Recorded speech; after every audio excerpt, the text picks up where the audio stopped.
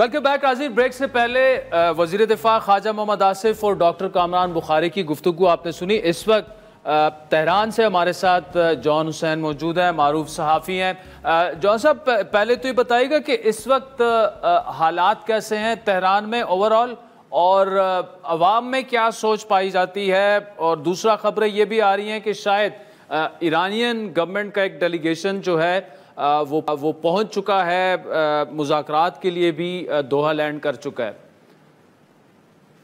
जी, अस्सलाम वालेकुम, thank you for having me. Oman यहाँ पे जो जी। इस वक्त मैं तेहरान में मौजूद हूँ। यहाँ पे जो हालात हैं वो ऑब्वियसली स्ट्रेसफुल हैं। थोड़ी परेशानी है लोगों को, but overall I would say कि इतना ज़्यादा नहीं है जितना एक्सपेक्ट कर सकते हैं आप जंग के साथ। क्योंकि लोग जो है वो स्ट्रेस तो हैं, बट बहरहाल कोई ऐसा पैनिक नज़र नहीं आ रहा, कोई ऐसी कैटास्ट्रोफी नज़र नहीं आ रही कि लोग लाइंस में लगे हुए हों या बैंकों के बाहर खड़े हुए हों या फॉर एग्जांपल कोई केओस मचा हुआ हो। तो everything is pretty much I would say अब नॉर्मल। हाउएवर स्ट्रेस जरूर यहाँ पे और परेशानी जरूर है। काफी लोग जो है वो इवैक्यूएट कर चुके हैं, जिन्हें जो है मकान थे तेहरान के, वो अपने शहरों में वापस चले गए हैं। और आई वुड से कि तेहरान की जो पॉपुलेशन है वो मोस्टली यहीं पे ही है, लेकिन आहिस्ता आहिस्ता लोग इवैक्यूएट कर रहे हैं जो जो परेशान है। यहाँ पे दूसरी हवाले से, स्ट्राइक्स के हवाले से, इन सब चीज़ों के हवाले से आई वुड से कि आज थोड़ा सा कमी नजर आई है अटैक्स में और एक्सप्लोजन्स में। तो लेट्स सी। अच्छा, दूसरे बताएगा कि कुछ खबरें इतलात ये भी हैं कि ईरानियन गवर्नमेंट का डेलीगेशन जो है वो मुज़ाकरात के लिए ओमान पहुंच चुका है। और ऑब्वियसली पाकिस्तान के आर्मी चीफ जो है फील्ड मार्शल आसिम मुनीर, उनकी मुलाकात है डोनाल्ड ट्रंप से भी। तो ये भी मामला ज़ेर बहस आएगा। और ये भी एक्सपेक्ट किया जा रहा है कि शायद पाकिस्तान जो है वो भी इसमें कोई मीडिएटरी दरमियान में कोई किरदार अदा कर सकता है। जी, अनऑफिशियल अनकन्फर्म्ड रिपोर्ट्स हैं कि ईरानी डेलीगेशन जो है, ईरानी डेलीगेशन तो नहीं कहूँगा बल्कि ईरानी ऑफिशियल्स यहाँ से गए हैं ओमान, और ओमान की तरफ प्लेन गया है। But there is no confirmation, कोई कंफर्मेशन नहीं है कि वो निगोशिएशंस होंगी या वहाँ पे कौन गया है exactly. And I don't think इस वक्त ईरान नेगोशिएटिंग टेबल पे आएगा अनटिल एंड अनलेस इजराइल जो है वो अपने स्ट्राइक्स को बंद कर दे और अनटिल एंड अनलेस सिचुएशन जो है वो कूल डाउन हो जाए। दूसरी तरफ से क्लियरली सिपाही पासदारान का यहाँ पे जहाँ पे जो आर्मी है, उन्होंने क्लियरली बयान दे दिया है कि हम लोग जो है वो नहीं रुकेंगे जब तक इजराइल नहीं रुकेगा। और आई थिंक रुकने के बाद ही पता चलेगा कि एग्जैक्टली नेगोशिएशंस किस तरफ जाएंगी। यूनाइटेड स्टेट्स का जो, जहाँ तक लंच के हवाले से आपने बिल्कुल मेंशन किया, फील्ड मार्शल आसिम मुनीर साहब जा रहे हैं वहाँ पे। और जाहिर है वहाँ पे हो सकता है कि पाकिस्तान इंटरमीडिएरी के तौर पे आए, क्योंकि Pakistan is one of the countries जो ईरान के साथ बहुत अच्छे ताल्लुकात रखता है और बहुत जो है वो फर्म स्टांस पाकिस्तान ने भी लिया हुआ है इस चीज़ के ऊपर।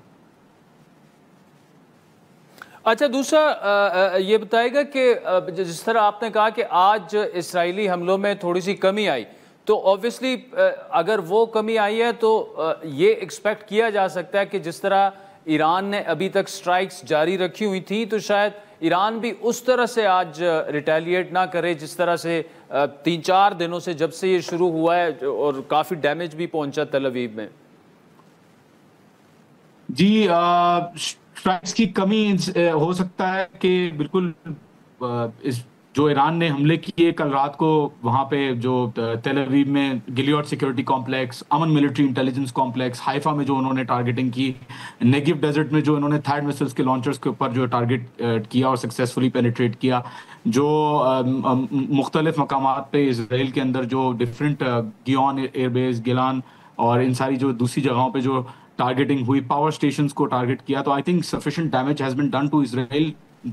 शायद हो सकता है कि इसराइल के अटैक्स में शिद्दत की कमी इसलिए आई है क्योंकि ईरान ने इतना प्रोडक्टिव जो है वो रिटेलिएशन दिया है। But again we don't know, because कल से लेकर अब तक 61 ड्रोन्स इंटरसेप्ट कर चुका है ईरान। तो आई थिंक हमले कम हुए हैं, लेकिन ऐसा नहीं है कि डायल डाउन हो गए हैं। 61 ड्रोन इंटरसेप्शंस भी आई थिंक आर इनफ। और हेरमेस 900 जो ड्रोन है इसराइल का, वो भी इंटरसेप्ट करके गिराया है। एक portable missile launcher, remote control missile launcher भी एल्बोर्स प्रोविंस से जो है वो बरामद हुई है।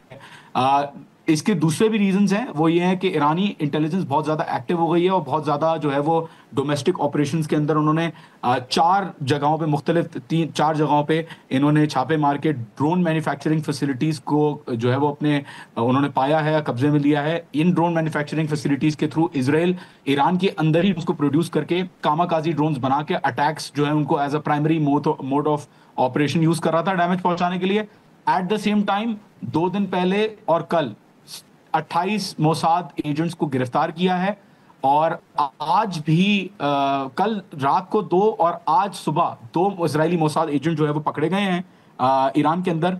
एंड आई थिंक ये भी फैक्टर्स हो सकते हैं जिसकी वजह से इजराइल की जो है वो इफेक्टिवनेस कम हो गई है इधर।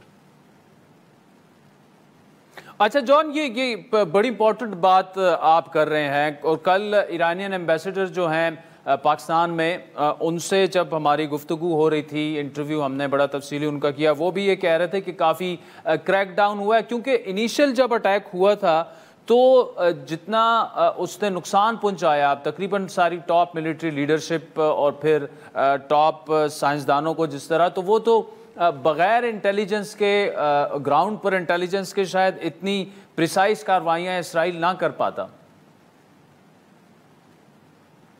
देखें, वी हैव टू अंडरस्टैंड कि ईरान इस वक्त हूतियों के साथ और ईरान इस वक्त दोनों ये कुछ ही चंदी फोर्सेस हैं जो रह गई और Iran as a proper state जो है इस वक्त अकेला काम कर रहा है इजराइल के खिलाफ। और वहाँ पे दूसरी साइड पे आपको नज़र आता है कि you have trillions of dollars of economies and you आपके सामने है कि वो जो सुपर पावर्स हैं वो खर्चा billions of dollars, several hundred billions of dollars में खर्चा कर रहे हैं ईरान को डिस्टेबलाइज करने के लिए। उन्होंने सैंक्शंस लगाए हुए ईरान के ऊपर और उनका मीडिया उनके कंट्रोल, जो सोशल मीडिया है वो उनके कंट्रोल में, वेस्टर्न मीडिया नैरेटिव जो है वो जनरेट करते हैं। तो आपको ये देखना है कि वहाँ पे जो ईरान लड़ रहा है जिस चीज़ से, वो उसके साथ रिलेटिव कंपैरिजन में ईरान ने क्या किया है। जो एक्सपेक्टेशन थी ईरान की इनिशियली, जो ईरानी इंटेलिजेंस की तरफ से हमें मौसूल हुई है इन्फॉर्मेशन, वो ये है कि एक्सपेक्टेशन ये थी कि अगर इसराइल अटैक करेगा तो एयर स्ट्राइक्स के थ्रू या किसी और चीज़ के थ्रू, जो इनिशियल अटैक हुआ वो एयर स्ट्राइक्स के थ्रू या किसी और चीज़ के थ्रू करेगा। But obviously it was unexpected कि वो ड्रोन्स उन्होंने इस्तेमाल किए, डोमेस्टिकली मैन्युफैक्चर्ड ड्रोन्स इस्तेमाल किए। और जिस हिसाब से खर्चा हो रहा है ईरान को डिस्टेबलाइज करने के लिए, उस हिसाब से आई वुड से कि बिल्कुल जाहिर सी बात है, ये तो बहुत आसान है करना उनके लिए जो ये कर रहे हैं। चले, जॉन हुसैन से हमारे साथ मौजूद थे। नाज़रीन बहुत बहुत शुक्रिया, thank you so much for joining us.